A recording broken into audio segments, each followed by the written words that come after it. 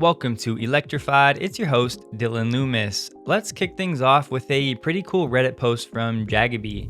As you can see, just seeing a Tesla in their country made their day and is a reminder that Tesla is an icon and admired by many all around the world. This was in Singapore, where cars are really expensive and owning a vehicle is essentially a luxury, especially when you factor in import taxes. Now, from what I've read, Singapore has a great public transport system which can take you anywhere with very minimal cost, and this was in an effort to limit people using cars, so to avoid gridlock, as Singapore is a relatively small island. Next up, we get some very hubristic comments from Toyota's president, Akio Toyoda. He is, by the way, the grandson of Toyota's founder. Here's what he said, directly taking aim at Tesla. Quote, Tesla says that their recipe will be the standard in the future, but what Toyota has is a real kitchen and a real chef. We are losing when it comes to the share price, but when it comes to products, we have a full menu that will be chosen by customers. They aren't really making something that's real, people are just buying the recipe. We have the kitchen and chef, and we make real food. End quote. Honestly, I don't even really know where to start with this one, so I'll just say let's revisit these statements in 2025. When you start taking shots at companies changing the world, it typically means you're panicking and have no exciting developments in-house to talk about. I'm personally all set on Toyota's real food, whatever that may be. I'll stick to Tesla's recipe. Before moving on from here though, remember that Toyota and Tesla used to have close ties. In 2010, Toyota invested $50 million in Tesla and helped broker the sale of what is now the Fremont factory. Tesla also used to supply the electric powertrain for the RAV4 up until about 2014. And then by 2016, Toyota sold all of their remaining shares in Tesla before the end of the year,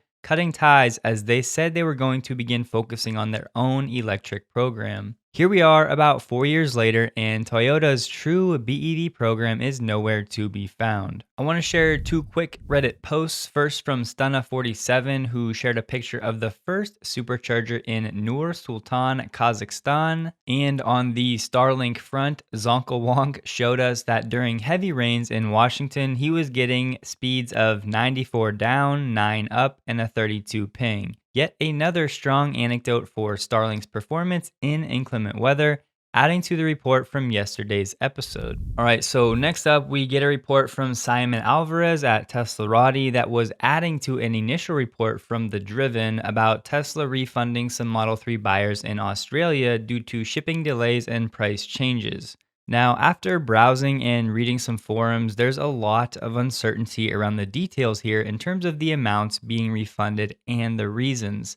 But I still wanted to share this as it's important that Tesla takes care of new customers in smaller markets like Australia to make a good impression on that market, especially one in which Tesla Energy is set to be a big deal. With that disclaimer, refunds seem to be in the range of $8,000 to $12,000 US, and it seems that the main reason was the price drop. Some customers will also be getting the refreshed version of the Model 3. If you have any firsthand knowledge of this situation, I would love to hear more below. GM is kicking off their hiring push for their Ultium battery production at their $2.3 billion, 3 million square foot factory in Lordstown. This is a joint venture between GM and LG Chem, similar to Tesla's venture with Panasonic at Fremont. This factory is expected to be operational by 2022 and should eventually scale to around 30 gigawatt hours of production by 2023. With some new data for October sales in Germany, we get this chart from Dr. Max Holland at Clean Technica. As you can see, 17.5% of all cars sold for the month were plug-in vehicles,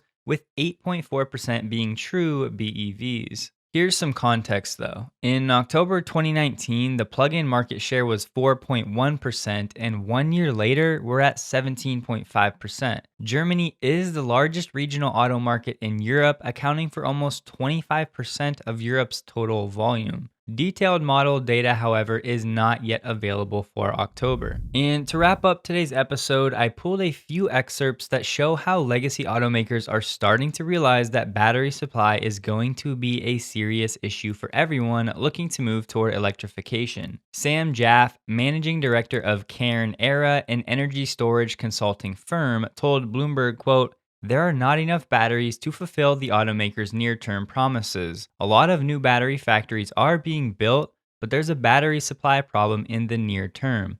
All of the incumbent automakers are scrambling at this point." End quote. According to a report by UBS, the top 6 battery suppliers controlled 87% of the global battery market in 2019. Take Honda, for example. They plan to electrify their fleet in Europe by 2022, but the cars for that market will no longer be built there. They were actually forced to move production to Asia, where Honda has a supply chain for batteries and powertrains. We also saw production delays, if you recall, for Audi and Jaguar due to a legal dispute between LG Chem and SK Innovation that threatened, quote, catastrophic supply disruption for Ford and Volkswagen. Of course, with demand far exceeding supply, these battery suppliers can be very picky with who they work with and the contracts they put in place. Thus, any automaker without plans to manufacture their own cells will continue to be at the mercy of the battery suppliers. But that'll wrap it up for today's episode. Please take a moment to like the video if you did. Consider subscribing for more Tesla content, and I look forward to seeing you in the next video.